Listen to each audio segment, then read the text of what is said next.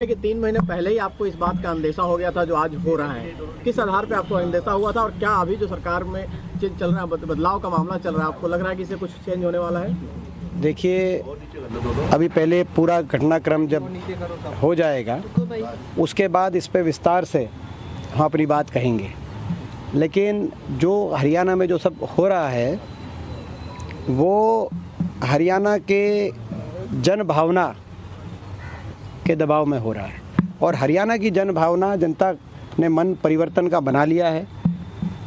हर वर्ग इस सरकार से नाराज़ है, निराश है और हरियाणा के जन जन से यही आवाज़ आ रही है कि हरियाणा में बदलाव तय है। अब ये जो सब हो रहा है उसी के दबाव में हो रहा है। क्या हो रहा है पूरा एक बार सारा घटनाक्रम हो जाए तब विस्तार पे उससे हम टिप्पणी कुछ करेंगे। क्या कांग्रेस कोशिश करेगी? Thank you, thank you, thank you, thank you, thank you, thank you, thank you, thank you, ठीक है। सांसद हैं जिनको आप सुन रहे थे और इन्होंने जो तमाम बातें कही हैं आने वाले वक्त में ये अभी स्थिति को और साफ करेंगे, क्योंकि कांग्रेस पार्टी में भी टूट की जानकारी है और खबर ये है कि कांग्रेस ने अपने विधायकों को दिल्ली बुला लिया। तो फिर कांग्रेस पार्टी में भी हलचल है। हालांकि पूरा घटनाक्रम जब साफ हो जाएगा तब हुड्डा कह रहे हैं कि हम आगे बात करेंगे इस पर। हालांकि उन्होंने ये जरूर कहा कि हरियाणा की जनता ने बदलाव का मन बना लिया। अब ये पूरा राजनीतिक घटनाक्रम हरियाणा के लिहाज से क्यों इंपॉर्टेंट है? हरियाणा में 10 लोकसभा की सीटें हैं, 10 के 10 बीजेपी के पास थी पिछले लोकसभा इलेक्शन में। तो यहां पर लोकसभा इलेक्शन में उसे बरकरार रखना बीजेपी के लिए एक चैलेंज है।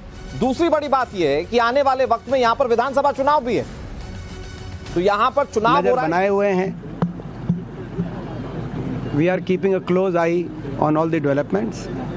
एक बार पूरा जो घटनाक्रम जिस तरफ बढ़ेगा तब आपको विस्तार से जानकारी हम देंगे। क्या संभावना है कि कांग्रेस वहां पर अपनी सरकार बना सके इस तरह? दीपेंद्र हुड्डा को आप सुन रहे थे और ये कह रहे हैं कि एक बार जब सारा घटनाक्रम शांत हो जाए तो फिर उस पर जवाब देते हैं। एनालिसिस लगातार कांग्रेस की ओर से किया जा रहा है। हमारे साथ मनोज लगातार जुड़े हुए। मनोज, आप कुछ सवाल पत्रकार ये भी पूछ रहे थे कि क्या गुंजाइश है इस बात की कि कांग्रेस पार्टी भी सरकार बनाने का किसी तरह से दावा पेश करे? हालांकि नंबर्स गेम उनके पास नहीं, लेकिन अगर कांग्रेस पार्टी इस पूरे घटनाक्रम को देख रही है और बात कह रही है कि बदलाव का मौका है, तो फिर कांग्रेस पार्टी के लिए सियासी समीकरण कैसे हैं? चलिए, हो सकता है कि मनोज तक आवाज ना पहुंच पा रही। यही सवाल रविकांत मैं आपसे समझता हूं कि कांग्रेस पार्टी के लिए सारे सियासी समीकरण आखिर कांग्रेस पार्टी किस चश्मे से देख रही हो? हालांकि कैमरे के सामने दीपेंद्र हुड्डा कह रहे हैं कि यह बदलाव का मौका है और हरियाणा की जनता आने वाले वक्त में बदलाव करेगी।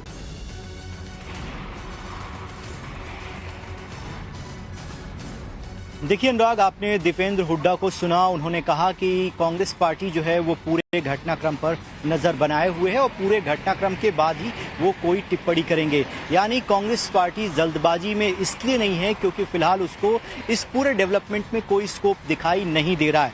अगर कांग्रेस पार्टी को ऐसा लगता है कि उनके पास नंबर्स हैं और वो सरकार बनाने की स्थिति में हैं, तो अब तक कांग्रेस पार्टी का कोई बड़ा नेता दिल्ली से चंडीगढ़ का रुख कर चुका होता। पूरी तरीके से कांग्रेस यहाँ पर शांत है, पूरे घटनाक्रम को देख रही है। इसका मतलब बिल्कुल यही साफ है कि बीजेपी के विधायक पूरी तरीके से इंटैक्ट हैं, वो एक तरीके से एकजुट हैं और जो नंबर्स जो है वो गवर्नर के सामने रखे गए हैं उससे गवर्नर संतुष्ट हैं कि एक बार फिर जो है बीजेपी समर्थन के लिए जितने विधायक चाहिए उनकी संख्या को जुटाने में कामयाब है, यानी वो सरकार बना सकती है। इसीलिए उनको निमंत्रण दिया जाएगा। इसीलिए कांग्रेस पार्टी के नेता फिलहाल अभी कुछ भी बोलने से बच रहे हैं। उसके पीछे की वजह यही है कि नंबर्स उनके साथ नहीं है और जेजेपी अगर टूटती भी है तो क्या वो कांग्रेस पार्टी के साथ हाथ मिलाएगी, क्योंकि दोनों का वोट बैंक लगभग एक है और दोनों का वोट बैंक है जाट वोट बैंक। दीपेंद्र हुड्डा और दुष्यंत चौटाला ये साथ आए, इसकी भी संभावनाएं बेहद कम नजर आ रही हैं। इसीलिए कांग्रेस पार्टी फिलहाल